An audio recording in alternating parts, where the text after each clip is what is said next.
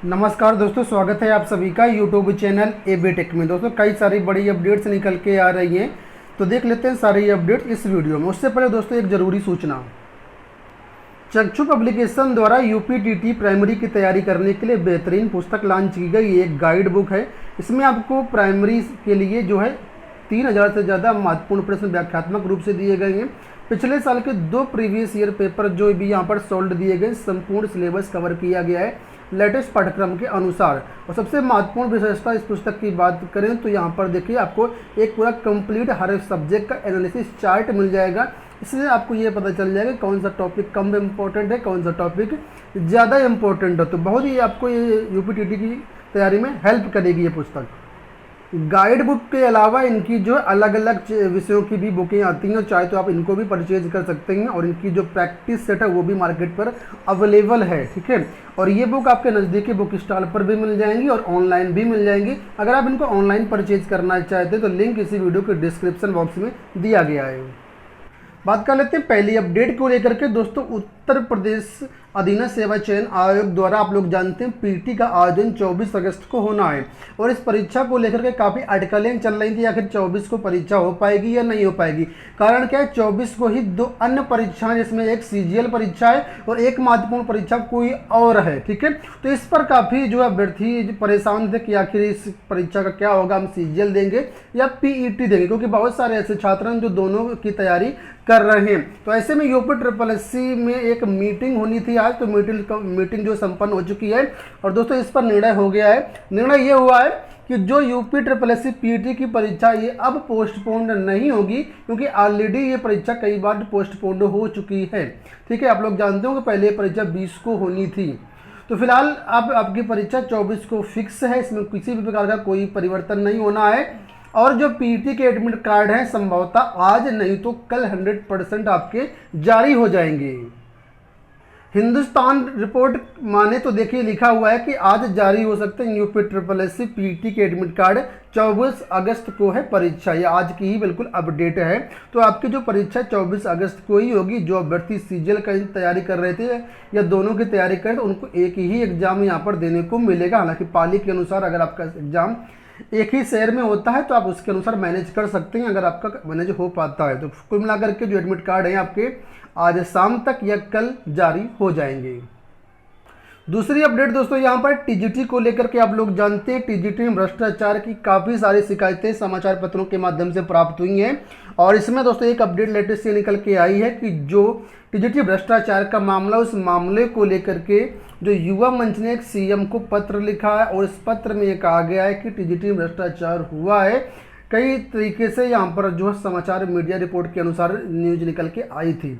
तो अब इस टीजीटी भ्रष्टाचार भर्ती को जो है सीबीआई जांच कराने की मांग की गई कि इस भर्ती में एक नेशनल लेवल की जो एजेंसी है उससे जांच करवाई जाए। किसी भी स्तर से भर्ती जो हैं वो यूपी की कोई भी स्पेशल टीम से, एसटीएफ वगैरह से या किसी अन्य टीम से जो है जांच नहीं कराने के पक्ष में इनकी मांग है कि जो है सीबीआई जांच कराने की मांग की जाए। मतलब सीबीआई से जांच करवाई जाए और हाई कोर्ट की निगरानी में जांच की जाए। वैसे भी आपको बता दें कि टीजीटी भ्रष्टाचार मामले को लेकर के जो युवा मंच की तरफ से है वो हाई कोर्ट में रिट डालने की तैयारियां चल रही। अलग अलग जिलों के जो ग्रुप हैं वो बन चुके हैं, अलग अलग जिलों के लिए अलग अलग टीमें लगा दी गई हैं। सब जो है फाइल वगैरह बनने का काम शुरू हो गया है। तो बहुत जल्द मामला टीजीटी भ्रष्टाचार को लेकर के ये आपका हाई कोर्ट की शरण में होगा। अगली अपडेट है पीजीटी परीक्षा को लेकर के। दोस्तों कल 17 और 18 अगस्त को पीजीटी की परीक्षा होनी है। तो ऐसे में जो भी पीजीटी के परीक्षार्थी उनके लिए कुछ विशेष टिप्स हम देना चाहेंगे। सबसे पहली अपडेट ये आपके लिए टिप्स ये है कि ऐसे जो भी अभ्यर्थी हैं जिनका एडमिट कार्ड में फ़ोटो नहीं आया हुआ है तो आप लोग एक अतिरिक्त फ़ोटो लेकर के आप लोग जाइएगा अपने एग्ज़ाम सेंटर और जो है आप कोई 2 आईडी प्रूफ जरूर ले लीजिएगा जिसमें नाम और डेट ऑफ बर्थ, पिता का नाम ये सेम हो, ठीक है। तो फोटो और 2 आप आईडी प्रूफ ले लीजिएगा। एडमिट कार्ड निकलवा लीजिएगा समय से और आपको कम से कम 1 घंटे समय से पहले आपको वहाँ पर परीक्षा केंद्र में पहुँचना है। किसी भी तरीके से आपको ओएमआर में गलतियाँ नहीं करनी है, बहुत ही सावधानी से केयरफुली आपको ये चीज़ें भरना है। टीजीटी परीक्षा में बहुत सारे अभ्यर्थियों ने जो इस तरह गलतियाँ की हैं तो मैं आपको अलर्ट कर रहा हूँ कि OMR सीट भरते समय बहुत ही केयरफुली आपको चीज़ें भरनी है। ओनली ब्लैक पेन का यूज करना है, ब्लू पेन का यूज नहीं करना है। वाइटनर, ब्लेड या अन्य चीज़ें जो है अलाउड नहीं है। घड़ी वगैरह भी जो है एग्जाम रूम के अंदर नहीं ले जाने देते हैं, तो आप उसके हिसाब से अपना देख लीजिएगा। सभी PGT परीक्षार्थियों का हमारी तरफ से बेस्ट विशेष। अब PGT की परीक्षा दोस्तों तो कल है, लेकिन इसमें से कुछ ऐसे विषय हैं जहाँ पर ज़्यादा कंपटीशन देखने को मिला, कुछ विषयों में कम कंपटीशन है। तो इसकी जो न्यूज़ है वो देखिए आई हुई है कि किन विषयों में ज़्यादा कंपटीशन यहाँ पर रहेगा। तो यहाँ पर आप लोग देख सकते हैं कि सारा कुछ दिया गया। देखिए लिखा है कि एक एक पद के लिए होगा कड़ा मुकाबला। किन पदों पर ज़्यादा कंपटीशन है, तो यहाँ पर देखिए लिखा हुआ है कि जो PGT की परीक्षा है, उस PGT की परीक्षा में देखा जाए तो दोस्तों 2595 कुल मिलाकर के पद हैं, 2595 पद हैं इसमें।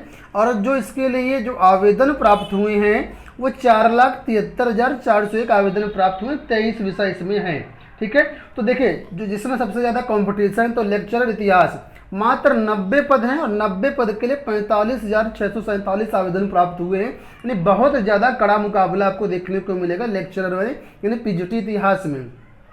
इसमें आप डिवाइड करके कैलकुलेट कर सकते हैं कि एक जो है पद के सापेक्ष कितने दावेदार हैं। इसी तरह से लेक्चरर जो एजुकेशन है यानी PGT एजुकेशन में मात्र 30 पद हैं और 16,848 आवेदन प्राप्त हुए हैं। गृह विज्ञान PGT की बात करते हैं तो 13 पद हैं और 13,175 आवेदन प्राप्त हुए हैं। PGT गणित 99 पद हैं और 29,759 आवेदन प्राप्त हुए हैं। इसमें भी कड़ा मुकाबला होगा। PGT सोशोलॉजी 78 पद हैं और इसमें 37,359 आवेदन प्राप्त हुए हैं। इसी तरीके से यहाँ पर देख सकते हैं नीचे दिया गया PGT कृषि में देखें तो 38 पदों के 9,176 आवेदन हैं। और इसके बाद फिर नीचे जो है TGT के बारे में बताया गया, TGT में कितने कितने यहाँ पर जो है वो आए थे आवेदन। ठीक है, तो इन विषयों में काफ़ी ज़्यादा कंपटीशन है। वैसे कंपटीशन तो सभी विषयों में होता है, हिम्मत तो हारनी नहीं है आपको। ठीक है, आपको कभी भी निराश नहीं होना है, आपको बिल्कुल अडिग रहना है और हौसला रखना है और बिल्कुल एकदम कंसंट्रेट होकर के आपको परीक्षा देनी है, त्रुटियाँ वगैरह मत करिएगा। बात कर लेते हैं नई प्राथमिक शिक्षक भर्ती को लेकर के। दोस्तों उत्तर प्रदेश में नई प्राथमिक शिक्षक भर्ती के लिए भर्ती लगातार प्रयास कर रहे हैं। लखनऊ में धरना प्रदर्शन वगैरह भी चल रहे हैं और अब जो है ये मामला संसद तक पहुंचेगा। संसद में इसकी मांग जो है वो कांग्रेस के माध्यम से, विपक्ष के माध्यम से जो है भर्तियां लाने का, विज्ञापन निकलवाने का प्रयास किया गया है। यहाँ पर देख सकते हैं राकेश पांडे हैं, लगातार नई प्राथमिक शिक्षक भर्ती के लिए प्रयासरत हैं। तो देखिए यहाँ पर इन्होंने लिखा है कि प्राथमिक शिक्षक भर्ती के विज्ञापन को जारी करवाने के संबंध में आज कांग्रेस पार्टी के प्रदेश अध्यक्ष आदरणीय अजय लल्लू जी से मुलाकात हुई। उन्होंने विश्वास दिलाया कि वो प्राथमिक शिक्षक भर्ती के मुद्दे को संसद में उठाएंगे। यहाँ पर फोटो वगैरह भी देख सकते हैं। और इन्होंने बाकायदा देखिए उत्तर प्रदेश कांग्रेस कमेटी की तरफ से ये जो है इन्होंने लेटर लिखा है अध्यक्ष जी को, माननीय मतलब ये योगी आदित्यनाथ जी को। और विषय में देख सकते हैं लिखा है कि उत्तर प्रदेश में सहायक बेसिक शिक्षकों की भर्ती के वर्ष 2019 में दिखाए गए 1,73,795 रिक्त पदों पर योग्य अभ्यर्थियों की भर्तियों की तत्काल नियुक्ति करने के संबंध में। यहाँ पर देखिए इन्होंने लिखा हुआ है कि अधोस्तक्षरी के समक्ष जो है राकेश पांडे यानी बंटी पंडित तथा श्री नीतीश तिवारी के एक संयुक्त प्रतिवेदन इस आशय हेतु प्रस्तुत किया गया कि उत्तर प्रदेश में सहायक अध्यापकों की जो 2019 में दिखाए गए डाटा के अनुसार 1,73,795 रिक्त पद थे। लेकिन बाद में इसको जो है लिखा है कि इसके बाद 2020 में संसद में तत्कालीन केंद्रीय शिक्षा मंत्री श्री रमेश पोखरियाल निशंक जी ने घोषणा की कि जो प्राथमिक शिक्षकों के पद हैं वो 2,17,481 रिक्त पद पड़े हुए हैं।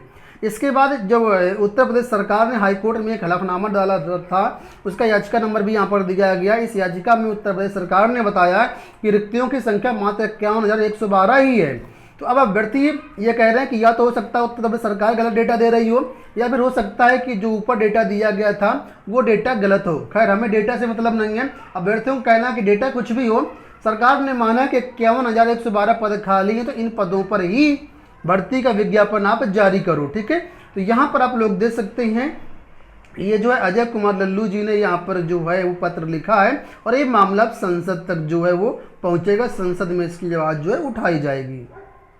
अगली अपडेट है यहाँ पर उत्तर प्रदेश में प्राइमरी जूनियर स्कूल कॉलेजों को खोलने को लेकर के। दोस्तों उत्तर प्रदेश में माध्यमिक स्कूल आज 16 अगस्त से खुल चुके हैं, लेकिन अब जो प्राइमरी जूनियर है उनके भी खोलने के आदेश जारी कर दिए गए। यहाँ पर आप लोग देख सकते हैं हिंदुस्तान की रिपोर्ट है और आज की ही रिपोर्ट है, और यहाँ पर देखिए लिखा है कि जो उत्तर प्रदेश में जूनियर स्कूल हैं वो रक्षाबंधन के बाद 23 अगस्त से खुल जाएंगे।